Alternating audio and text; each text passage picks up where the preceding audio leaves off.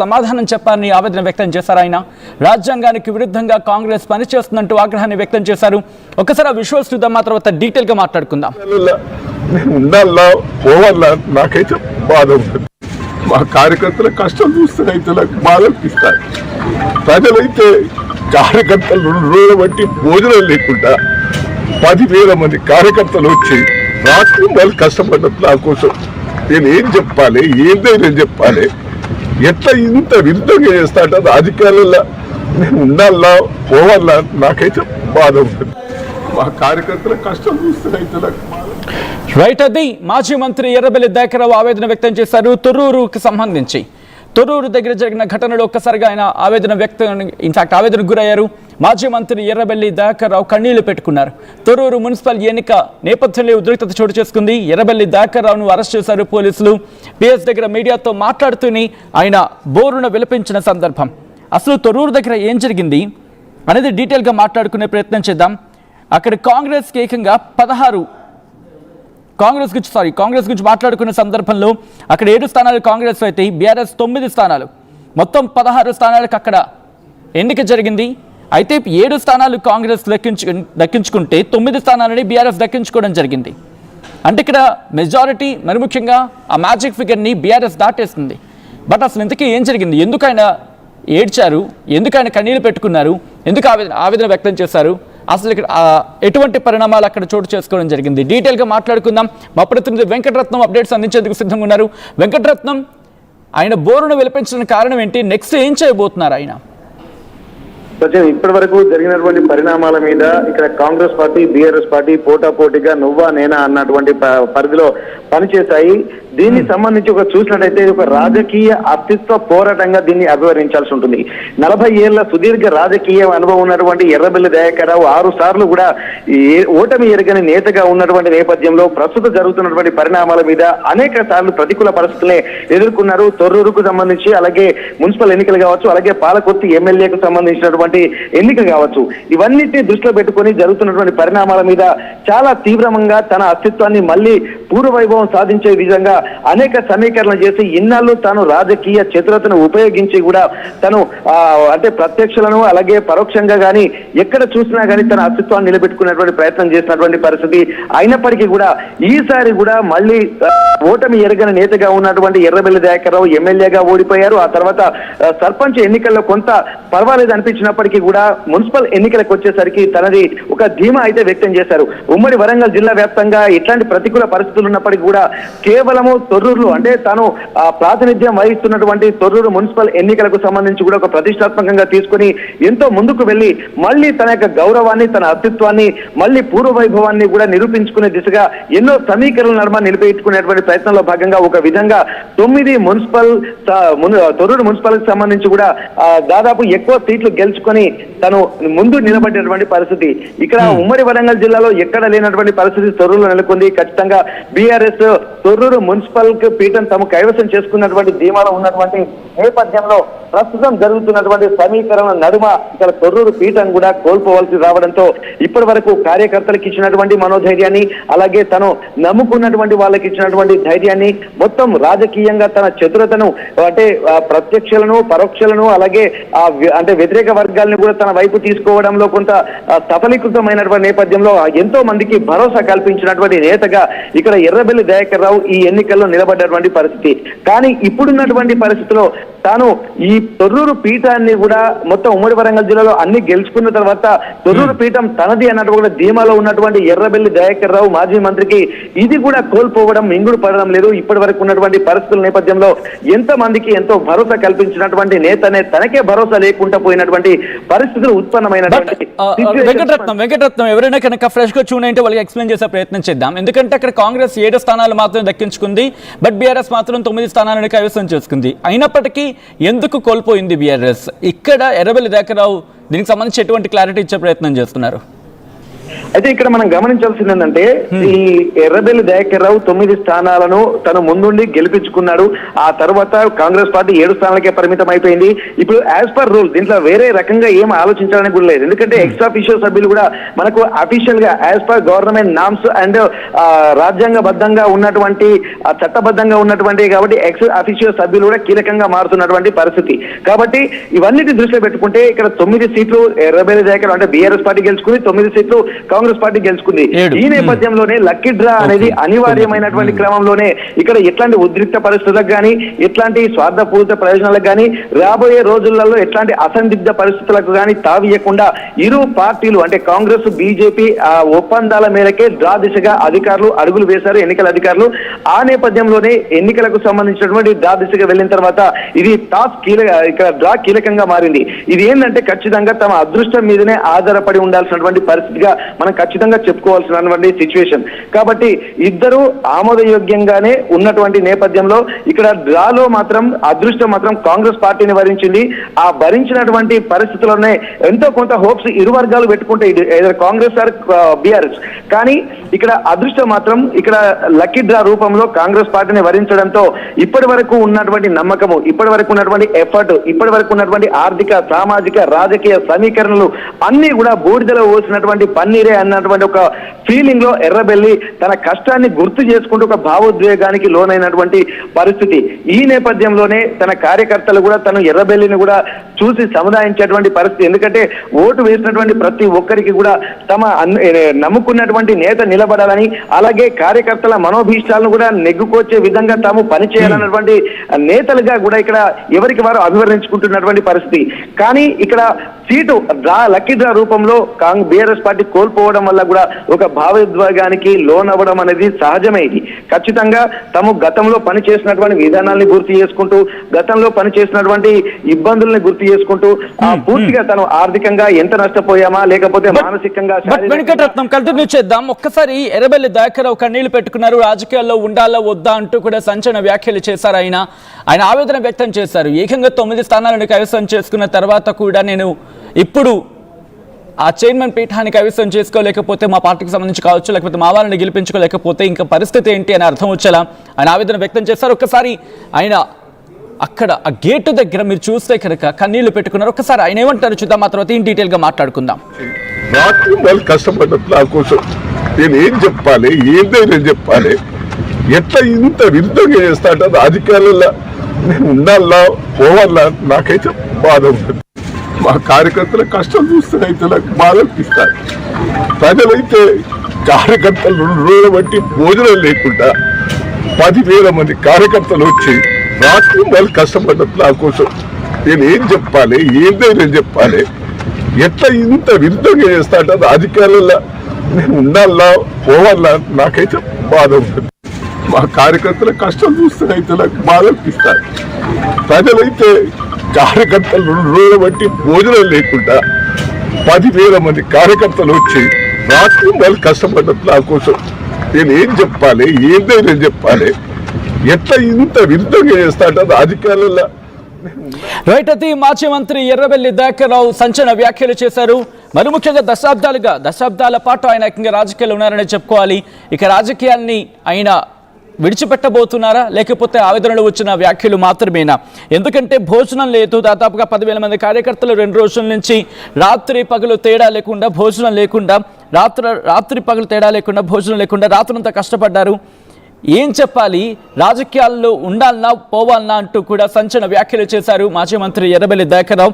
ఈ క్రమంలో ఆయన రాజకీయాలకు గుడ్ బై చెప్పబోతున్నారా లేకపోతే ఆవేదనలు వచ్చిన వ్యాఖ్యలు మాత్రమేనా, లేకపోతే ఈ మాటల వెనకాల ఇంకా అంతరం ఏమైనా ఉందా? డీటెయిల్ గా మాట్లాడుకుందాం. ప్రస్తుతం ఉమ్మడి వరంగల్లో సంచలనంగా మారింది. ఇటు ఎర్రబెల్లి దయాకర్ రావు ఆవేదనతో మాట్లాడిన మాటలు ఏం జరుగుతోంది? నేరుగా వెళ్ళిపోదాం వరంగల్కి. ఉమ్మడి వరంగల్కి సంబంధించి డీటెయిల్ గా ఇన్ఫర్మేషన్ అందించేందుకు మా ప్రతినిధి వెంకటరత్నం లైవ్ లో కంటిన్యూ అవుతున్నారు. అప్డేట్స్ అందించేందుకు ఫోన్ లైన్ లో జాయిన్ అవుతున్నారు.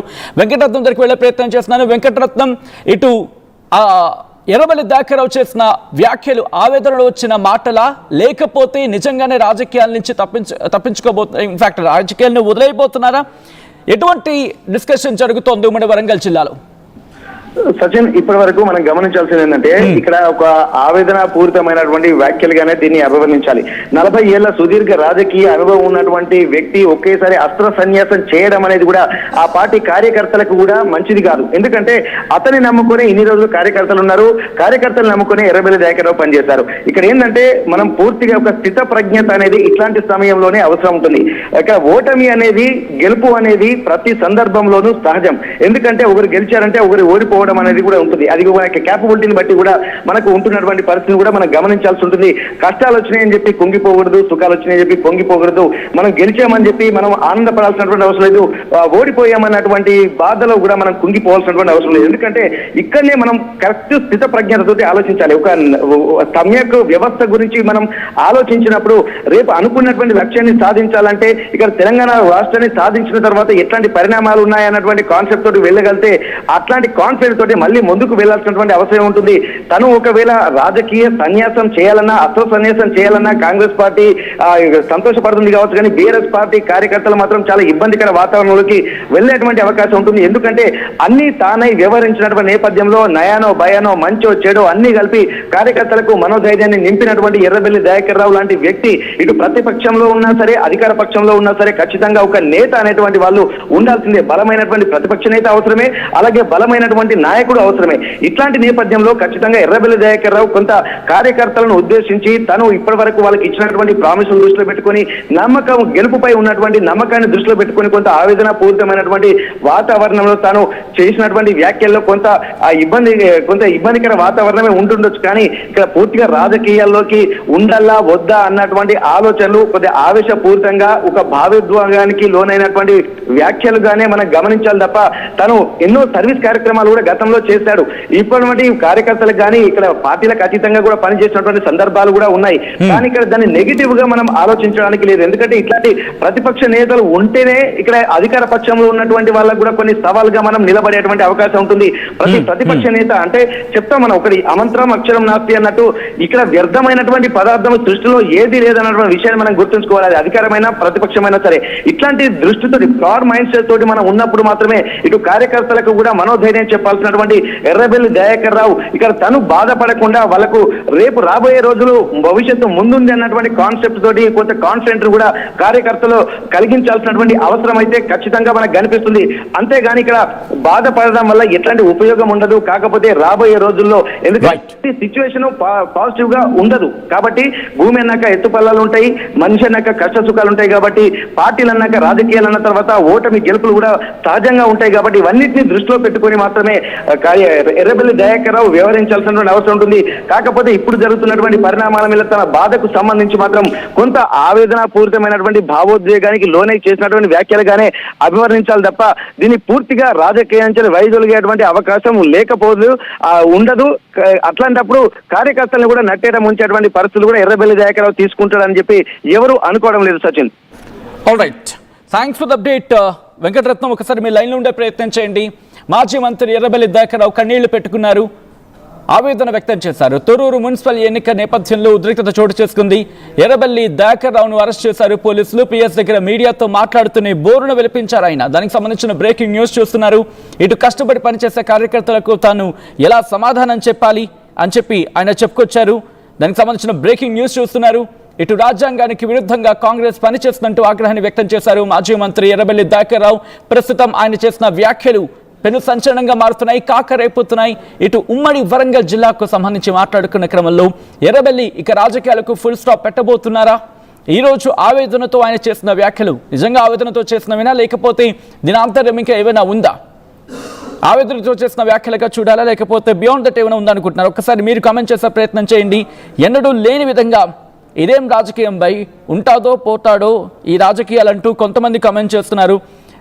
సో ఒక్కసారి పోల్లో ఎటువంటి అభిప్రాయం వ్యక్తమవుతుంది అనేది కూడా మాట్లాడుకునే ప్రయత్నం చేద్దాం. ఇటు మీరు ఒకసారి మాట్లాడే ప్రయత్నం చేయండి. ఎర్రబెల్లి దయాకర్ రావు, మాజీ మంత్రి ఎర్రబెల్లి దయాకర్ రావు చేసిన వ్యాఖ్యలు మీకేమనిపిస్తోంది? ఆయన రాజకీయాల నుంచి తప్పుకోబోతున్నారా, లేకపోతే ఈరోజు జరిగిన ఘటన తర్వాత కేవలం ఆవేదనతో చేసిన వ్యాఖ్యలు మాత్రమేనా? ఎర్రబెల్లి రాజకీయాలకు గుడ్ బై చెప్తారా? Yes or no? మీరేమనుకుంటున్నారు కామెంట్ చేసే ప్రయత్నం చేయండి అండ్ అభిప్రాయాన్ని కామెంట్ చేసే ప్రయత్నం చేయండి. రాజకీయాల్లో ఇన్ఫాక్ట్ రాజకీయాల్లో ఆయన పార్టిసిపేషన్ గురించి మాట్లాడుకున్న క్రమంలో దశాబ్దాలుగా ఆయన రాజకీయాల్లో ఉన్నారు, మాజీ మంత్రిగా ఉన్నారు. ఈ నేపథ్యంలో ఆయన ఈరోజు జరిగిన ఘటనతో ఆవేదనకు గురయ్యారా? డీటెయిల్గా మాట్లాడుకుందాం. ప్రస్తుతం ఉమ్మడి వరంగల్ జిల్లా వ్యాప్తంగా ఈ టాపిక్ సంచలనంగా మారిందంటే అర్థం చేసుకోవచ్చు. ఉమ్మడి వరంగల్ జిల్లా వ్యాప్తంగా తొర్రూరు ఘటన నేపథ్యం అంటే తొర్రూరు గురించి మాట్లాడుకుంటున్న క్రమంలో మాజీ మంత్రి ఎర్రబెల్లి దయాకర్రావు చేసిన వ్యాఖ్యలు, ఆయన కన్నీళ్లు పెట్టుకున్న తీరు, ప్రస్తుతం బీఆర్ఎస్ కార్యకర్తలు కూడా అక్కడికి చేరుకొని ఆయనను సముదాయించే ప్రయత్నం చేస్తున్నారు. లోకల్ లీడర్స్, లోకల్ క్యాడర్ అంతా కూడా అక్కడికి చేరుకుంటోంది, ఆయనతో మాట్లాడే ప్రయత్నం చేస్తోంది. మీరు చేసిన ఆయన చేసిన వ్యాఖ్యల నేపథ్యంలో ఆయన ఆవేదన వ్యక్తం చేసిన క్రమంలో ఎలా వెళ్ళబోతున్నారు ఇంకా మీరు చూడొచ్చు. ఒక్కసారి మాజీ మంత్రి ఎర్రబెల్లి దయాకర్రావు రియాక్ట్ అయ్యారు. ఈ ఘటనకు సంబంధించి ఆయన ఆవేదన వ్యక్తం చేస్తున్నారు, కన్నీళ్లు పెట్టుకుంటున్నారు. ఒక్కసారి ఆయన ఏమన్నారో చూద్దాం, ఆ తర్వాత ఇన్ డీటెయిల్గా మాట్లాడుకుందాం. మా ప్రతినిధి వెంకటరత్నం అప్డేట్స్ అందించేందుకు ఫోన్లైన్లో జాయిన్ కాబోతున్నారు. ప్రస్తుతం ఉమ్మడి వరంగల్లో ఎటువంటి సిచ్యువేషన్ ఉంది, తొర్రూరు ఘటన తర్వాత ఇటు ఎర్రబెల్లితో ఎటువంటి మంతనాలు జరుపుతున్నారు, అక్కడ ఉన్న లీడర్స్ కావచ్చు, క్యాడర్ కావచ్చు, ఏం జరుగుతోంది, డీటెయిల్ ఇన్ఫర్మేషన్ అందించేందుకు మా ప్రతినిధి వెంకటరత్నం ఫోన్లో జాయిన్ కాబోతున్నారు. అంతకన్నా ముందు మాజీ మంత్రి ఎర్రబెల్లి దయాకర్రావు కన్నీళ్లు పెట్టుకున్న ఆ ఘటనకు సంబంధించి విషయాలు చూసే ప్రయత్నం చేద్దాం. మా కార్యకర్తల కష్టం చూస్తే రైతులకు బాధ అనిపిస్తారు. ప్రజలైతే కార్యకర్తలు 2 రోజులు బట్టి భోజనం లేకుండా 10,000 మంది కార్యకర్తలు వచ్చి రాత్రి వాళ్ళు కష్టపడ్డట్లు నా కోసం నేను ఏం చెప్పాలి, ఏం ధైర్యం చెప్పాలి, ఎట్లా ఇంత విరుద్ధంగా చేస్తా అంటే రాజకీయాలలో నేను ఉండాలా పోవాలా నాకైతే బాధ ఉంటుంది. మా కార్యకర్తల కష్టం చూస్తే రైతులకు బాధ అనిపిస్తారు. ప్రజలైతే కార్యకర్తలు 2 రోజులు బట్టి భోజనం లేకుండా 10,000 మంది కార్యకర్తలు వచ్చి రాత్రి వాళ్ళు కష్టపడ్డట్లు నా కోసం నేను ఏం చెప్పాలి, ఏం ధైర్యం చెప్పాలి, ఎట్లా ఇంత విరుద్ధంగా చేస్తా అంటే రాజకీయాలలో నేను ఉండాలా పోవాలా నాకైతే బాధ ఉంటుంది. మా కార్యకర్తల కష్టం చూస్తే రైతులకు బాధ. రైట్, అదే ఆయన అంటోంది, కార్యకర్తల కష్టం చూస్తే బాధేస్తోంది. ఏకంగా భోజనం లేదు 2 రోజుల నుంచి 10,000 మందికి పైగా కార్యకర్తలు నిరాటంకంగా కష్టపడుతూనే ఉన్నారంటూ కూడా ఆయన అర్థం వచ్చేలా చెప్పుకొచ్చారు. రాజకీయాల్లో ఉండాలన్నా పోవాలన్నా అంటూ కూడా సంచలన వ్యాఖ్యలు చేశారు. ఈ క్రమంలో ప్రస్తుతం మాజీ మంత్రి ఎర్రబెల్లి దయాకర్రావు ఈ వ్యాఖ్యలు చేయడంతో ఆయన ఆవేదనను చూసిన కార్యకర్తలు ఒక్కసారిగా ఆయనను పరామర్శించేందుకు, లేకపోతే ఆయన ఓదార్చేందుకు, లేకపోతే ఆయనకు సంబంధించి సముదాయించే ప్రయత్నం చేసేందుకు ఆయన దగ్గరికి చేరుకుంటున్నట్టుగా తెలుస్తోంది. ప్రస్తుతం ఎటువంటి పరిస్థితులు ఉన్నాయి, డీటెయిల్ ఇన్ఫర్మేషన్ అందించేందుకు వెంకటరత్నం సిద్ధంగా ఉన్నారు. వెంకటరత్నం, ప్రస్తుతం ఎర్రబెల్లి దయాకర్రావు ఏమైనా డెసిషన్ తీసుకోబోతున్నారా రాజకీయాలకు గుడ్ బై చెప్పి? ఎందుకంటే ఆయన మాటలు చూస్తూ ఉంటే రాజకీయాలకు గుడ్ బై చెప్పేలాగే ఉన్నారు అనే ఒక డిస్కషన్ కూడా ఇప్పుడు చూడందుకుంటోంది. ఆన్ ద అదర్ హ్యాండ్ ఇంక గురించి మాట్లాడుకున్నప్పుడు ఆవేదనతో చేసిన వ్యాఖ్యలు కాబట్టి కాస్త ఆలోచించి నిర్ణయం తీసుకుంటారని చెప్పి ఈ డిస్కషన్ కూడా చూడందుకుంటోంది. ఇంతకీ మాజీ మంత్రి ఎర్రబెల్లి దయాకర్రావు చేసిన వ్యాఖ్యలు కేవలం ఇది ఆవేదనతో చేసిన వ్యాఖ్యలుగా పరిగణిస్తుందా క్యాడర్, లేకపోతే ఏంటి పరిస్థితి అక్కడ? ఇక్కడ ఎర్రబెల్లి దయాకర్రావు చేస్తున్నటువంటి వ్యాఖ్యల మీద ఎర్రబెల్లి దయాకర్రావు కంటే ఎక్కువగా కార్యకర్తలే బాధపడుతున్నటువంటి పరిస్థితి. ఎందుకంటే తెలంగాణ ఉద్యమానికి సంబంధించి కూడా ఎన్నో క్రియాశీలకమైనటువంటి నిర్ణయాల్లో కూడా ఎర్రబెల్లి దయాకర్రావు ముందున్నటువంటి నేపథ్యంలో బీఆర్ఎస్ పార్టీకి సంబంధించినటువంటి వ్యక్తులు ఉత్తర తెలంగాణ ప్రాంతంలో ఎవరైనా ఉన్నారంటే అది ఎర్రబెల్లి దయాకర్రావు గానీ అందరూ పరిగణిస్తున్నటువంటి పరిస్థితి. ఎర్రబెల్లి దయాకర్రావు కూడా ఉత్తర తెలంగాణ అంటే ఇక్కడ కరీంనగర్ కావచ్చు, ఖమ్మం కావచ్చు, ఇక్కడ మిగిలిన ప్రాంతాల్లో కేసీఆర్ అలాగే కేటీఆర్ అలాగే హరీష్ రావు తర్వాత ప్రాధాన్యం ఉన్నటువంటి లీడర్ గా పరిగణించేటువంటి వ్యక్తుల్లో ఎర్రబెల్లి దయాకర్రావు కూడా చాలా క్రియాశీలకమైనటువంటి పాత్ర పోషిస్తాడు. అతను ఆ చదువు తక్కువగా ఉన్నప్పటికీ కూడా ఒక పరిణతి పొందినటువంటి నేతగానే అందరూ అభివర్ణిస్తున్నారు. సర్వీస్ కు కేర్ ఆఫ్ అడ్రస్ గా ఉన్నటువంటి నేపథ్యాన్ని కూడా చాలా మంది వ్యక్తులు అభివర్ణిస్తున్న నేపథ్యంలో కాంగ్రెస్ కార్యకర్తల కన్నా ఎక్కువగా కాన్ఫిడెంట్ బీఆర్ఎస్ కార్యకర్తలకు ఇక్కడ ఎర్రబెల్లి దయాకర్రావు మీదుగా ఉన్నట్టుగా మనకు తెలుస్తుంది. ఎందుకంటే ఇక్కడ ఎర్రబెల్లి దయాకర్రావు పడుతున్నటువంటి మానసిక వేదన తన వ్యక్తిత్వాన్ని గురించి కానీ, తన రాజకీయ అస్తిత్వం గురించి కానీ, తన రాజకీయ భవిష్యత్తు గురించి కాదు.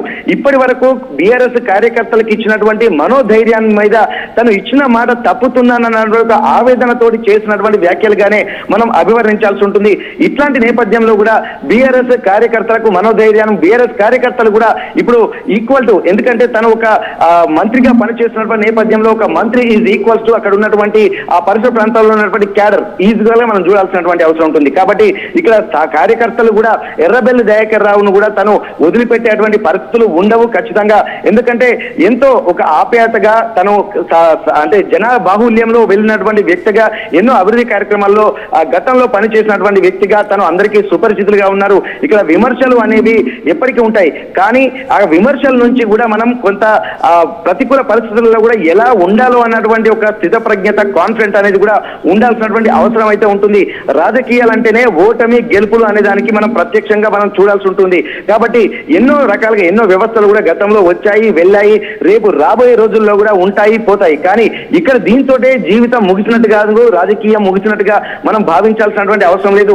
ఎందుకంటే రాబోయే రోజుల్లో కూడా ఎట్లాంటి పరిస్థితులు ఉంటాయో, మంచి రావచ్చు, చెడు రావచ్చు. కాబట్టి ఇట్లాంటి కాన్ఫిడెంట్ తోటి ఉండాల్సినటువంటి అవసరమే కాకుండా కార్యకర్తలకు కూడా మనోధైర్యం చెప్పాల్సినటువంటి బాధ్యత కూడా ఎర్రబెల్లి మీదనే ఉంది. కాకపోతే తన భావోద్వేగానికి గురైనటువంటి విషయంలో అర్థం ఉంది. ఎందుకంటే తను గతంలో కూడా ఇక్కడ కొంతమంది తను ఎమ్మెల్యేగా పాలకుర్తి నుంచి పోటీ చేసినప్పుడు కూడా ఇక్కడ యాదగిరి గుట్టలో ప్రత్యేక పూజలు చేసి తను చివరి నిమిషంలో కూడా దుగ్గ్యాల శ్రీనివాస్ మీద కేవలం 3,000 ఓట్ల మెజార్టీ తోటి గెలుపొందడం అనేది కూడా మనం గమనించాల్సినటువంటి అవసరం ఉంటుంది. అదే సెంటిమెంట్ తోటి ఇప్పుడున్నటువంటి ఇప్పుడున్నటువంటి మున్సిపల్ అభ్యర్థులను కూడా యాదగిరి గుట్టకు తీసుకెళ్లి అదే సెంటిమెంట్ మీద అక్కడ ప్రత్యేక పూజలు చేసినటువంటి పరిస్థితి. కానీ ఈసారి సరే ఖచ్చితంగా గట్టెక్కుతామన్నటువంటి ఒక ఆలోచనలతోటి ఎర్రబెల్లి దాఖలు చేశారు. కానీ ఈసారి మాత్రం కొంత ఫలితం మాత్రం వ్యతిరేకంగా రావడంతో తను అన్నిటి మీద కొంత కాన్షియస్ లేకుండానే ఉన్నట్టుగా మనం భావించవచ్చు. ఇట్లాంటి నేపథ్యంలో ఎర్రబెల్లి దయాకర్రావు ఖచ్చితంగా కొంత కాన్ఫిడెంట్ ఉండడమే కాకుండా గెలుపోవటంలో సహజం అన్నటువంటి ఒక మానసిక దృక్పథాన్ని కూడా కార్యకర్తలను నింపాల్సినటువంటి అవసరం